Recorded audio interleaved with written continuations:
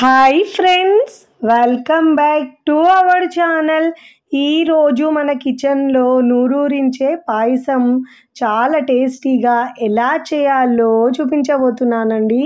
మన ఇంట్లో జరిగే పండగలకు లేదంటే స్పెషల్ ఒకేషనల్లో స్వీట్ తప్పకుండా ప్రిపేర్ చేస్తుంటాం కదా. ఇలా ఒక్కసారి పండుగలకు పాయసం చేస్తే అందరూ మెచ్చుకుంటారండి. చాలా చాలా టేస్టీగా ఉంటుందండి.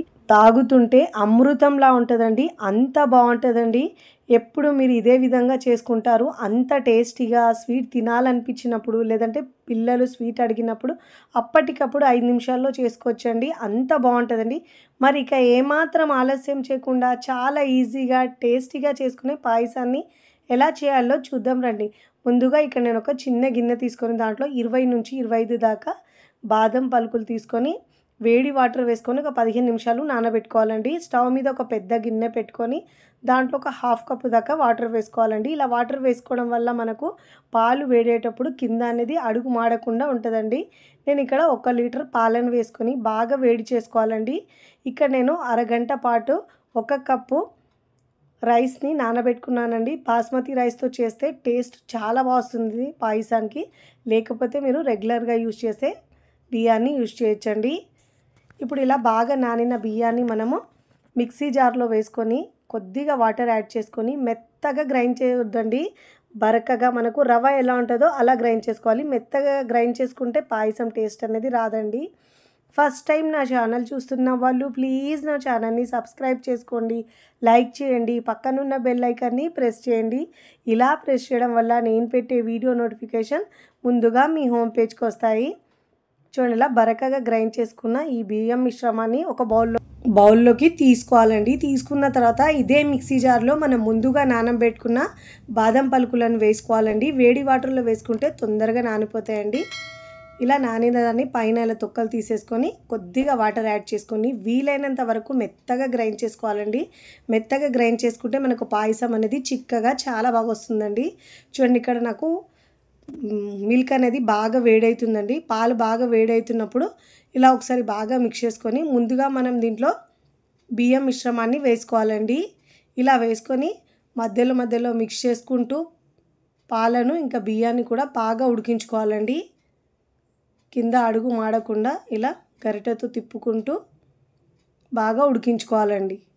చాలా టేస్టీగా ఉంటుందండి ఈ పాయసం అయితే. ఫస్ట్ టైం వంట రాని వాళ్ళు కూడా చేసినా కూడా చాలా పర్ఫెక్ట్గా కుదురుతుందండి. అంత టేస్టీగా వస్తుంది. ఇలా మధ్యలో మధ్యలో మిక్స్ చేసుకుంటూ ఉండాలి. ఇప్పుడు మనకు దాంట్లో వేసిన రైస్ బాగా ఉడికిన తర్వాత ఇప్పుడు దీంట్లో మనం 2 కప్పుల షుగర్ వేసుకోవాలండి.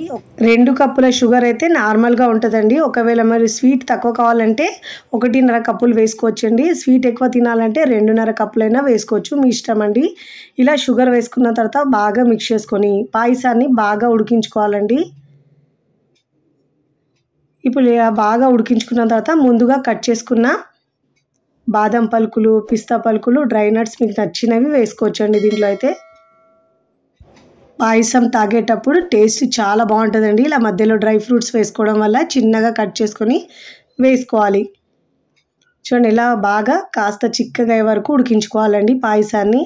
చూడండి, కన్సిస్టెన్సీ పాయసం ఇలా ఉండాలండి. చల్లారితే కాస్త గట్టిగా అవుతుంది కాబట్టి ఇప్పుడు స్టవ్ ఆఫ్ చేసుకొని పక్కకు దించుకొని సర్వింగ్ బౌల్లోకి సర్వ్ చేసుకోవాలండి. చూస్తుంటేనే ఎప్పుడెప్పుడు తాగాలనిపిస్తుందండి.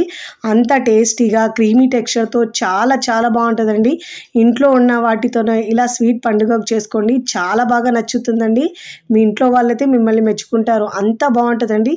చాలా ఈజీగా టేస్టీగా ఉండే ఈ స్వీట్ మీకు నచ్చితే తప్పకుండా ట్రై చేయండి. ట్రై చేసి ఎలా కుదిరిందో కామెంట్ ద్వారా తెలియచేయండి. చూడండి, మరీ గట్టిగా కాకుండా మరీ పల్చగా కాకుండా సూపర్ టేస్టీగా వస్తుందండి. నేనైతే ఇక్కడ కజ్జికాయలతో సర్వ్ చేస్తున్నాను. ఒట్టిగా పాయసం తిన్నా కానీ రుచి చాలా బాగుంటుందండి. తాగుతుంటే అమృతంలా అంత బాగుంటుందండి. ఈ 2 కాంబినేషన్ అయితే భలే రుచిగా ఉంటుంది.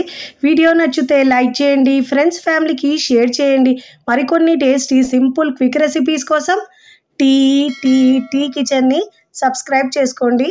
కమెంట్ చేయడం అస్సలు మరవకండి. Thanks for watching.